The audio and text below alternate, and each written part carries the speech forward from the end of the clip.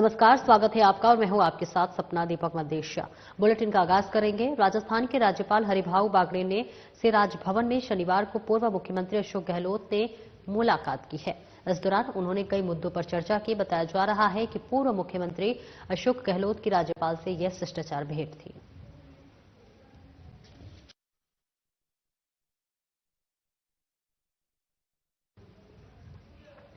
उप मुख्यमंत्री और जिले के प्रभारी मंत्री दिया कुमारी ने राज्य सरकार के 1 वर्ष का कार्यकाल पूर्ण होने पर अजमेर जिले के सूचना केंद्र की नवनिर्मित आर्ट गैलरी में जिला स्तरीय प्रदर्शनी का शुभारंभ किया। जिला विकास पुस्तिका का विमोचन भी किया।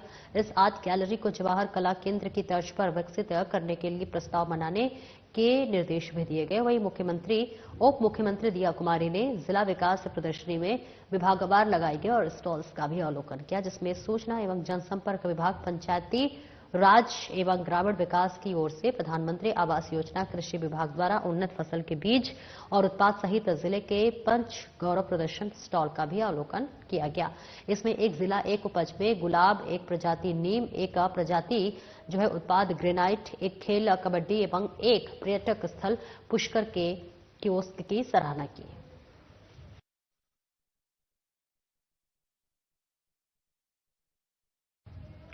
और उप मुख्यमंत्री दिया कुमारी ने नाथद्वारा में गुंजोल कुंचोली सड़क मार्ग का निरीक्षण किया। उप मुख्यमंत्री ने मौके पर सैंपल मशीन मंगवाकर कुंचोली गांव में सीसी सड़क का सैंपल लेने के निर्देश दिए और जांच रिपोर्ट तलब की। साथ ही सड़क निर्माण में खामियां मिलने के कारण मौके पर ही सार्वजनिक निर्माण विभाग के एईएन मालिक नमित मिश्रा को एपीओ करने के आदेश भी दिए।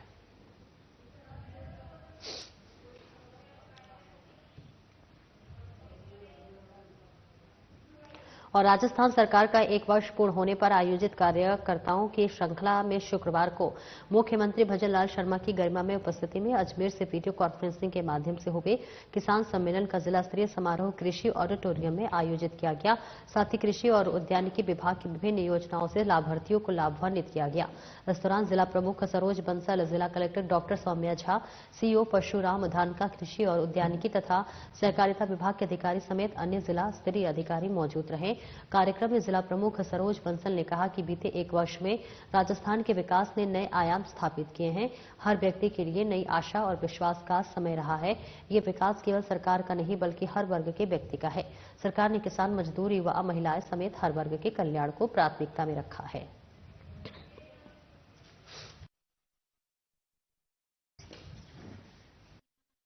माननीय मुख्यमंत्री जी पूरे साल भर उनके सरकार बनने के उपलक्ष्य में पूरे 7 दिवसीय प्रोग्राम चल रहे हैं। कल भी यहाँ युवा महोत्सव रखा गया था।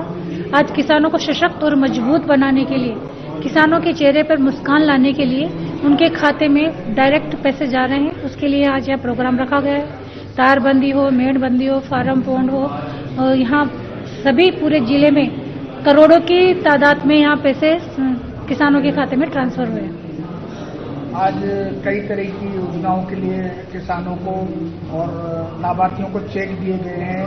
इस तरह के क्या-क्या प्रोग्राम के क्या-क्या चेक? किसानों को आज तारबंदी के लिए 160 लाख रुपए दिए गए हैं और जो फार्म पौंड है उसे 998 किसानों को 197 लाख रुपए दिए गए हैं। आधुनिक खेती के संयंत्र 235 किसानों को 21 लाख रुपए दिए गए हैं और 14 किसानों के खाते में जो स्थायी फार्म बेड संरक्षण है उनके 7 लाख रुपए हैं और जो बालिका शिक्षा प्रोत्साहन के लिए 397 बालिकाओं को 63 लाख रुपए के चेक यहाँ से वितरित किए गए। और राज्य सरकार के 1 वर्ष पूरा होने के उपलक्ष्य में आयोजित कार्यक्रमों की श्रृंखला में शुक्रवार को झुंझुनू जिले में आयोजित जिला स्तरीय प्रदर्शनी का उद्घाटन जिले के प्रभारी मंत्री और सामाजिक न्याय एवं अधिकारिता विभाग के प्रभारी मंत्री अविनाश गहलोत ने किया। उन्होंने विकास प्रदर्शनी का अवलोकन करते हुए जिले में हुए विकास कार्यों का जायजा लिया। इस दौरान उन्होंने विभिन्न विभागों के स्टॉल्स पर उत्पादों की जानकारी भी ली। गहलोत ने खेल विभाग के स्टॉल्स पर बास्केटबॉल में सब जूनियर प्रतियोगिता में राज्य स्तर पर स्वर्ण पदक जीतने वाली बालिकाओं के हौसलाओं को अफजाई किया। वहीं राजीविका के स्टॉल्स पर झुंझुनू विधायक राजेंद्र भांबू को हाथ से बनाई गई जूतियों की खरीदारी करवाकर स्वयं सहायता समूह की महिलाओं का हौसला बढ़ाते हुए उनके कार्य की तारीफ की।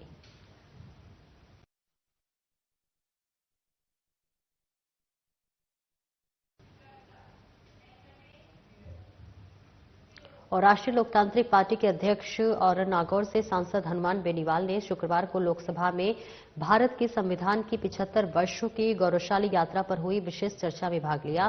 सांसद हनुमान बेनीवाल ने कई मुद्दों पर बात रखी और कहा कि हिंदुस्तान में प्रत्येक नागरिक को वोट का अधिकार देने की पहल बाबा साहेब भीमराव अंबेडकर ने की। सांसद ने कहा कि हमें गर्व है कि हम विश्व के सबसे बड़े लोकतांत्रिक देश में रहते हैं, जहां संविधान रूपी पवित्र ग्रंथ को सर्वोच्च आदर्श मानकर देश की रीति नीति बनती है।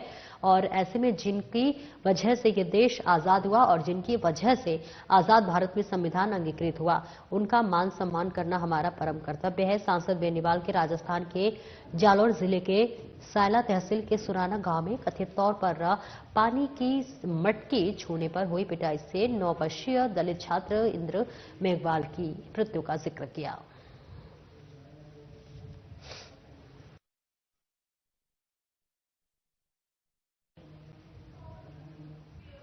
मुख्यमंत्री भजनलाल शर्मा के मुख्य आतिथ्य में शनिवार को उदयपुर में आयोजित राज्य स्तरीय महिला सम्मेलन का सीधा प्रसारण रविंद्र रंगमंच पर किया गया। रविंद्र रंगमंच आयोजित महिला सम्मेलन के दौरान आंगनबाड़ी केंद्र के बच्चों ने रंगारंग प्रस्तुति दी और इस दौरान राजस्थान किसान आयोग के अध्यक्ष डॉक्टर सीआर चौधरी ने कहा कि केंद्र और राज्य सरकार ने महिलाओं के सशक्तिकरण की दिशा में अनेक योजनाएं संचालित की हैं।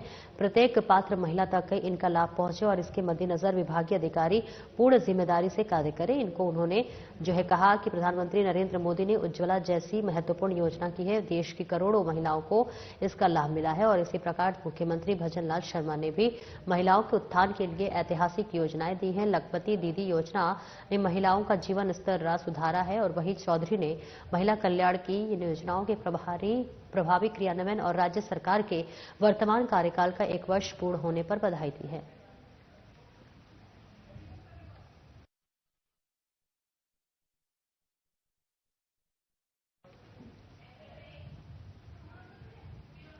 कोटपुतली बहरोड में आयोजित भव्य राइजिंग राजस्थान कार्यक्रम ने राज्य की सांस्कृतिक और औद्योगिक समृद्धि को एक नया मंच प्रदान किया है। इस आयोजन में युवा जागृति milk and agro producer company limited की महिलाओं की ओर से स्वनिर्मित उत्पादों की विशेष स्टॉल ने सभी का ध्यान आकर्षित किया। इन उत्पादों में राजस्थान की संस्कृति और परंपरा की गहरी छाप देखने को मिली, जिसमें आगंतुकों को प्रदेश की कला कौशल और परंपरागत व्यंजनों विशेषकर मिलेट्स के उत्पाद की झलक दिखलाई। महिलाओं की ओर से निर्मित ये उत्पाद न केवल उनकी रचनात्मकता और मेहनत को ही नहीं बल्कि उनकी आत्मनिर्भरता और सशक्तिकरण की कहानी को भी बयां करते हैं। इन उत्पादों में जैविक खाद्य सामग्री, पारंपरिक हस्तशिल्प और स्थानीय विशेषताओं से बने उत्पाद शामिल थे, जो कि राजस्थान की गौरवशाली इतिहास और सांस्कृतिक धरोहर का प्रतीक बने। आने वाले सभी दर्शकों ने मिलेट्स के उत्पादों की सराहना की।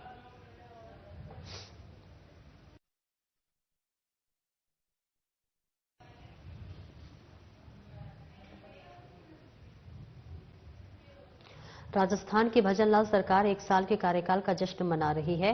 पिछले 3 दिनों से राजस्थान में अलग अलग आयोजन कर प्रदेश के युवाओं, किसानों और महिलाओं को लाभान्वित किया जा रहा है।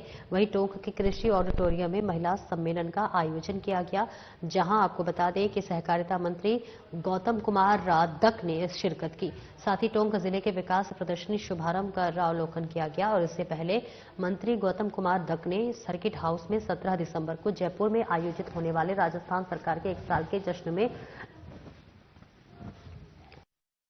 मोदी की सभा की तैयारियों को लेकर बीजेपी विधायकों, पूर्व सांसदों सहित पदाधिकारियों के साथ बैठक की, जिसमें जिले के सभी 4 विधानसभाओं से 2500 कार्यकर्ता लाभान्वित सहित कुल 10,000 लोगों को लाने का टारगेट दिया गया। हालांकि मीडिया से बातचीत करते हुए मंत्री दक ने दावा किया कि टोंक जिला जयपुर के नजदीक है, तो यहां के 15 से 20,000 लोग शामिल होंगे। उनकी सोच हो सकती है। राजस्थान की सरकार ने निश्चित रूप से आने वाले जो भी निवेशक हैं उनके लिए अच्छी सी व्यवस्थाएं की थी और आपने देखा होगा क्लियर उसमें लिखा होता है हम वेज खाना जो भी अतिथि पधारेंगे उनको परोसा जाएगा। आपने मीडिया के माध्यम से भी खबर लगी थी और आपने देखा भी होगा। मैं स्वयं उस भोज में शामिल था। कहीं हमें कोई नॉनवेज जैसा कोई प्रोडक्ट हमने तो देखा नहीं। अब ये उनकी कपोलकल्पित बातें हो सकती हैं, उनकी कपोलकल्पित बात हो सकती है। मैं तो वहां स्वयं था, मैं जैन समाज से हूं और मैंने तो इस तरह का कहीं इस तरह का कोई जो शराब या इस तरह की कोई बात मैंने तो नहीं देखी है। लेकिन सर आखिरी सरकार का जो आखिरी 6 महीने का कार्यकाल था उसके फैसलों को रिव्यू करने की बात लगातार सामने आती है, चाहे वो जिलों जो नए जिले बनाए गए थे उनको खत्म करने की बात हो या दूसरे जो फैसले लिए गए थे उनको बात। निश्चित रूप से पिछली सरकार में जिस प्रकार से लास्ट 6 महीनों में घोषणाओं का अंबार लगा करके जो गलत फैसले किए गए थे उन सबको सरकार रिव्यू करके जो गलत फैसले उनको खत्म करने का काम हमारी सरकार करेगी। और विधानसभा अध्यक्ष वासुदेव देवनानी ने अजमेर में फॉयसागर रोड पर पंजाब नेशनल बैंक के सामने स्थित नाले के जीर्णोद्धार और पुनर्निर्माण कार्य का शुभारंभ किया।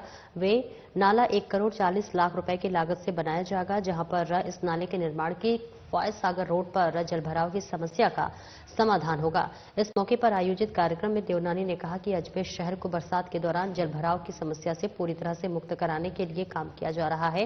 प्रशासन को निर्देश दिए गए हैं कि आजादी के पहले बने अजमेर के मास्टर प्लान पर काम किया जाए। ये प्लान मूल रूप से अजमेर के मुख्य मार्गों और कॉलोनियों से बरसाती पानी को निकालने के लिए बना था।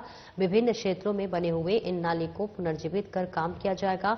वहीं देवनानी ने कहा कि अजमेर शहर को जल भराव की क्षमता से मुक्त करने के लिए 100 साल पुराने मास्टर ड्रेनेज प्लान पर काम किया जा रहा है। शहर में पुराने बंद पड़े नालों को खोलने और उन पर हुए अतिक्रमणों को हटाया जाएगा, ताकि हर बार बारिश से अलग अलग स्थानों पर जल भराव की समस्या का स्थायी समाधान हो सके।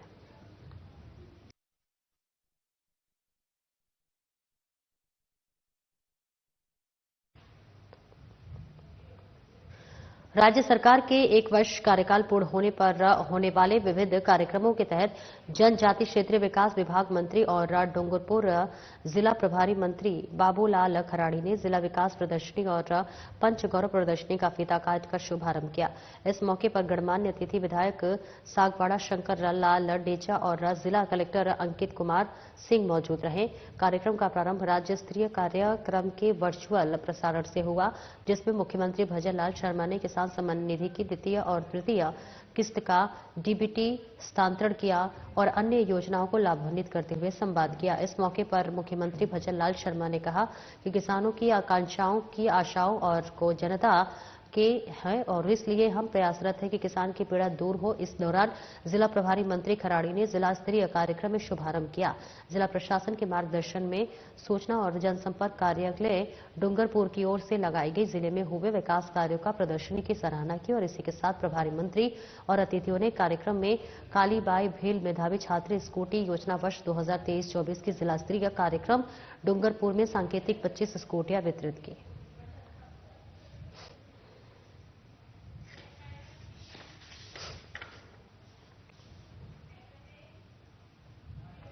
और राजधानी जयपुर में 17 दिसंबर को होने वाले कार्यक्रम में कार्यकर्ताओं की व्यवस्थाओं को लेकर बीजेपी प्रदेश कार्यालय में संयोजक राजेंद्र राठौर के नेतृत्व में बैठक आयोजित की गई। बीजेपी के वरिष्ठ नेता और कार्यक्रम संयोजक राजेंद्र राठौर ने बताया कि बीजेपी सरकार के सफलतम 1 साल पूर्ण होने और ईआरएसपी परियोजना का शिलान्यास के लिए प्रधानमंत्री नरेंद्र मोदी 17 दिसंबर को राजधानी के दादिया में आएंगे।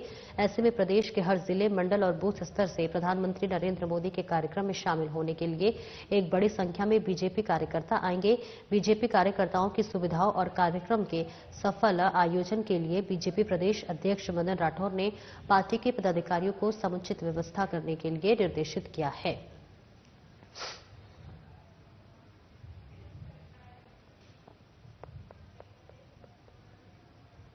और कश्मीरी युवाओं को राष्ट्र का मुख्यधारा से जोड़ने और उनकी ऊर्जा को सकारात्मकता विकास कार्यों में संलग्न करने के उद्देश्य से गृह मंत्रालय और युवा कार्यक्रम व खेल मंत्रालय भारत सरकार की ओर से आयोजित वतन को जानो कार्यक्रम का समापन सत्र राजकीय युवा आवास जोधपुर में शुक्रवार को संसदीय कार्य विधि और विधिक कार्य मंत्री जोगाराम पटेल ने मुख्य आतिथ्य में संपन्न हुआ। कार्यक्रम का शुभारंभ स्वामी विवेकानंद की प्रतिमा के समक्ष दीप प्रज्वलित करके किया गया और इस दौरान पटेल ने कहा कि कश्मीर के युवा अपनी ऊर्जा और प्रतिभा के माध्यम से राष्ट्र निर्माण में अग्रणी भूमिका निभाएंगे।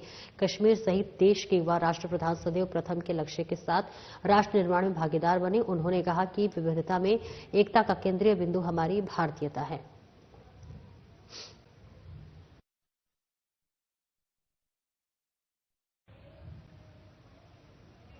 और टोंक में जिला अभिभाषक संघ चुनाव 2024-25 के परिणाम शुक्रवार रात करीब 7:45 बजे जारी हुए।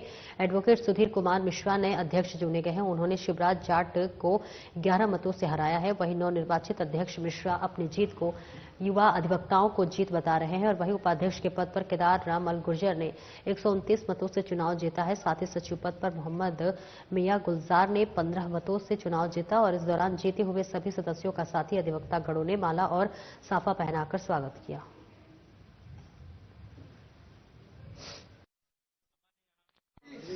जिला अभिभाषक संघ के वार्षिक चुनाव 2024-25 में जिसके चुनाव परिणाम इस प्रकार हैं। हमारे अध्यक्ष पद के लिए 3 उम्मीदवार थे, श्रीमती रमा चौधरी, शिवराज जाट और सुधीर कुमार मिश्रा। श्रीमती रमा चौधरी के 47 वोट आए और शिवराज जाट के 131 वोट आए और सुधीर कुमार मिश्रा के 142 आए। इस प्रकार 11 वोटों से सुधीर कुमार मिश्रा विजयी घोषित किए गए। उपाध्यक्ष पद होते हुए 2 प्रत्याशी थे, हनुमान प्रसाद जांगीड़ और केदारमल गुर्जर।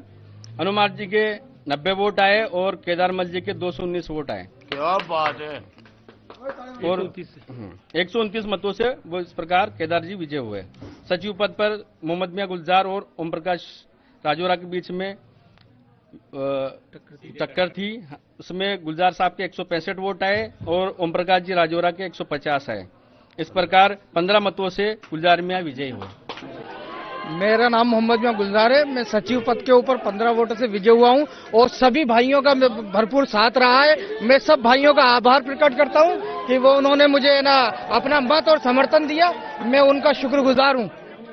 आप टेस्ट छोड़कर अब वनडे पर आ गए, क्या लग रहा है आपको? अब हम ये जो हमारी बार है इसके विकास के लिए और वकील हित के लिए काम करेंगे। मेरे युवा साथियों की जीत है, ये हमारे अधिवक्ताओं की उन्नति की जीत है और मैं अपने सभी साथियों को दिली मुबारक देवा देता हूं।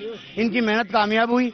अब मैं अधिवक्ताओं की मन से सेवा करना चाहता हूं और सभी युवा अधिवक्ताओं की बहुत बहुत दिल से बधाई अर्पित करता हूं। जीते हो आप? 11 वोटों से मेरी जीत हुई है, जो नेट टू नेट फाइट थी। क्या लक्ष्य रहेगा आपका? मेरा लक्ष्य है कि अधिवक्ताओं के हित में, युवा अधिवक्ताओं के हित में जो मैं कार्य कर सकूं वो जरूर करूंगा। पुलिस चौकी खुलवाऊंगा। यहाँ पर साइकिल स्टैंड की परेशानी है, डिजिटल लाइब्रेरी की परेशानी है, पेयजल की परेशानी है, साफ सफाई की परेशानी है और पार्किंग की परेशानी है। करोड़ों की बिल्डिंग बनकर उसके लिए भी मैं प्रयास करूंगा कि उसका पूरा उपयोग हो। राजगढ़ अभिभाषक मंडल की सत्र 2024-25 की नवीन कार्यकारिणी के चुनाव शुक्रवार को शांतिपूर्ण संपन्न हो गए। सहायक चुनाव अधिकारी जितेंद्र सैनी ने बताया कि चुनाव में मनीष यादव अध्यक्ष, सुंदरलाल बैरबा उपाध्यक्ष, धर्मेंद्र कुमार गुरु सचिव, पोखराज शर्मा सह सचिव एवं हरिवम सैनी अंकेक्षक चुने गए हैं। कार्यकारिणी में अध्यक्ष पद के प्रत्याशी मनीष यादव ने 43 मत प्राप्त कर अपने प्रतिद्वंदी भूपेंद्र शर्मा को 11 मतों के अंतर से हराकर अध्यक्ष पद की सीट पर कब्जा कर लिया।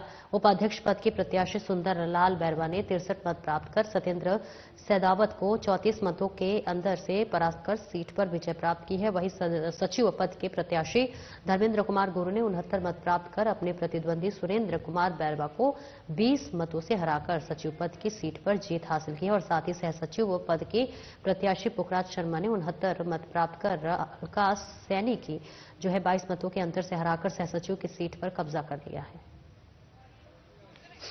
अभिभाषक मंडल के चुनाव सत्र 2024-25 के आज संपन्न हुए, जिसमें 6 पद थे, जिनमें से 1 पद कोषाध्यक्ष पहले ही निर्वाचित कर दिया गया था। 5 पदों पर आज चुनाव हुए, वोटिंग हुई थी और उसका रिजल्ट हमने अभी अनाउंस किया है, जिसमें अध्यक्ष पद पर श्री मनीष यादव जी को विजयी घोषित किया गया है और उपाध्यक्ष पद पर श्री सुंदरलाल बैरवा जी और सचिव पद पर धर्मेंद्र कुमार शर्मा जी और सह सचिव पद पर पोखराज शर्मा जी व ऑडिटर पर श्री हरिओम सैनी जी को निर्वाचित घोषित किया है। मतदान शांतिपूर्ण ढंग से हुआ है, पूरी पारदर्शिता के साथ कराया गया है और पूरा अभिभाषक मंडल इससे खुश है। कितने मतदाता थे, कितने लोगों ने मतदान? टोटल इसमें 125 मतदाता थे, जिनमें से 120 मतदाताओं ने इसमें अपने मत का प्रयोग किया था और बिल्कुल निष्पक्ष तरीके से ये चुनाव संपन्न हुआ। जोरावर सिंह गेट स्थित राष्ट्रीय आयुर्वेद संस्थान की ओर से देश के प्रकृति परीक्षण अभियान में आमजन की बड़ी संख्या में प्रकृति परीक्षण किया जा रहा है। राष्ट्रीय आयुर्वेद संस्थान के चिकित्सकों की ओर से लगभग 20 से अधिक संस्थानों में 12,000 से अधिक लोगों को प्रकृति परीक्षण किया गया। अभियान के अंतर्गत राष्ट्रीय आयुर्वेद संस्थान के चिकित्सकों द्वारा जयपुर सहित अन्य जिलों के सरकारी और निजी संस्थानों, कार्यालयों, शिक्षण और संस्थाओं, मीडिया संस्थानों में आमजन की बड़ी संख्या में प्रकृति परीक्षण किया गया। देश का प्रकृति परीक्षण अभियान को लेकर राष्ट्रीय आयुर्वेद संस्थान के कुलपति प्रोफेसर संजीव शर्मा ने बताया कि हमारे शरीर में वात, पित्त और कफ की प्रकृति की जानकारी के लिए देश का प्रकृति परीक्षण अभियान के अंतर्गत अधिक से अधिक लोगों का प्रकृति परीक्षण किया जा रहा है। उन्होंने बताया कि अब तक 70,000 से ज्यादा लोगों का प्रकृति परीक्षण राष्ट्रीय आयुर्वेद संस्थान की ओर से किया जा चुका है और जल्द से जल्द अधिक से अधिक लोगों का प्रकृति परीक्षण किया जाएगा।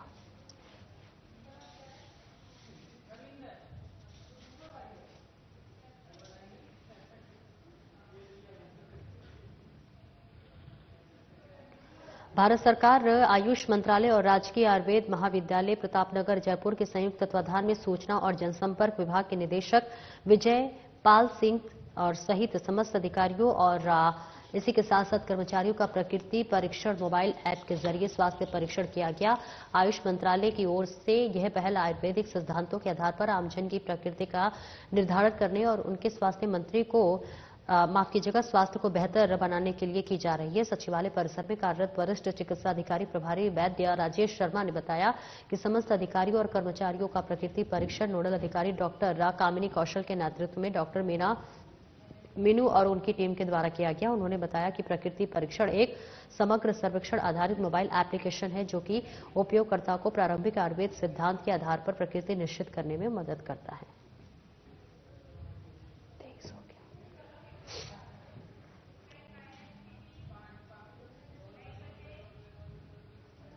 बीजेपी प्रदेश अध्यक्ष मदन राठौर ने बयान दिया है। उन्होंने कहा है कि प्रधानमंत्री नरेंद्र मोदी ने पशुओं में आने वाली महामारी के नियंत्रण और उपचार के लिए G20 महामारी निधि परियोजना जो है कुछ शुरू कर पशुपालकों को बड़ी राहत प्रदान की है।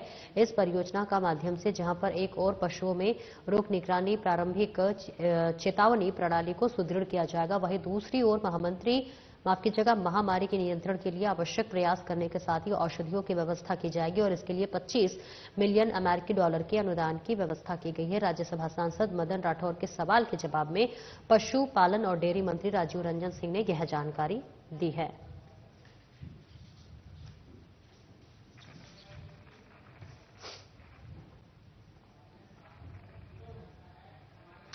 और वही माइंस और पेट्रोलियम विभाग और प्रमुख शासन सचिव टी रविकांत ने आगामी वर्ष के लिए 100 से अधिक मेजर मिनरल ब्लॉकों की ई नीलामी की आवश्यक तैयारियां करने के निर्देश दिए हैं। उन्होंने बताया कि इस वित्तीय वर्ष में अब तक 33 मेजर मिनरल ब्लॉकों की ई नीलामी की जा चुकी है और अब तक 87 मेजर मिनरल ब्लॉकों की नीलामी कर राजस्थान समूचे देश में पहले स्थान पर आ गया है। वहीं टी रविकांत ने शुक्रवार को उदयपुर में खनिज विभाग के वरिष्ठ अधिकारियों की बैठक में कहा कि मुख्यमंत्री भजनलाल शर्मा ने प्रदेश में मिनरल एक्सप्लोरेशन कार्य में तेजी लाने के साथ ही अधिक से अधिक मेजर मिनरल ब्लॉक तैयार कर ई नीलामी पर जोर दिया। उन्होंने कहा कि मेजर और माइनर मिनरल ब्लॉक और प्लॉटों के लिए डेलिनेशन से जो है लेकर आवश्यक सभी तैयारियों को रोड मैप बनाना होगा।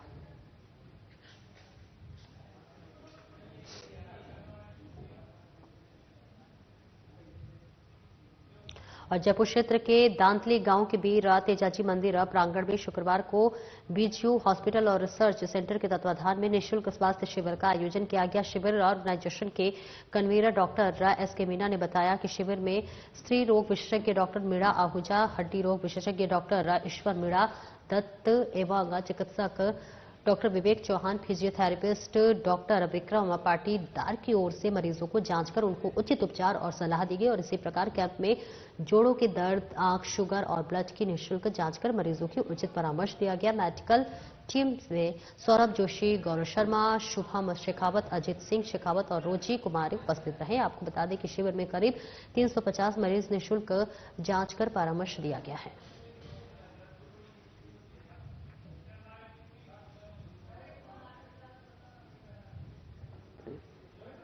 वैसे तो सरमथुरा कस्बे को दूर दूर तक पत्थरों की नगरी के नाम से जाना जाता था, लेकिन सरमथुरा क्षेत्र के युवाओं की मेहनत से अब सरमथुरा कस्बा की सेवा के क्षेत्र में भी बड़ी उपलब्धि हासिल की है, क्योंकि दूर दराज तक के बड़े बड़े शहरों में धौलपुर जिले के छोटे से कस्बा सरमथुरा का कोई न कोई डॉक्टर अवश्य मिलेगा और ऐसा ही एक और कार्य किया जाएगा।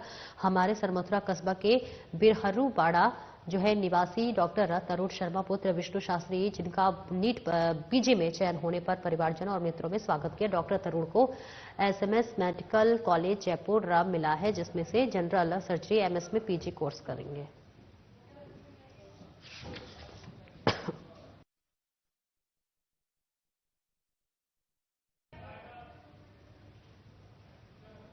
और वही सरमथुरा उपखंड के अंतर्गत मथारा गांव में 13 दिसंबर को बाबू महाराज के मंदिर को टाइगर रिजर्व के लिए जाने पर ग्रामीणों ने अपना विरोध जताया। साथ ही ग्रामीणों ने कहा कि धौलपुर करौली के गांव को करौली धौलपुर टाइगर रिजर्व क्षेत्र में लिया जा रहा है। उसके विरोध में विशाल महापंचायत का आयोजन हुआ, जिसमें दोनों जिलों से सर्व समाज से 1000 से अधिक लोगों ने भाग लिया। और इस महापंचायत में निर्णय लिया गया कि जल जंगल जमीन का संरक्षण हमने किया है और इसके मालिक हम ही रहेंगे, इस समय सरकारों का जो कि सहयोग करेगा।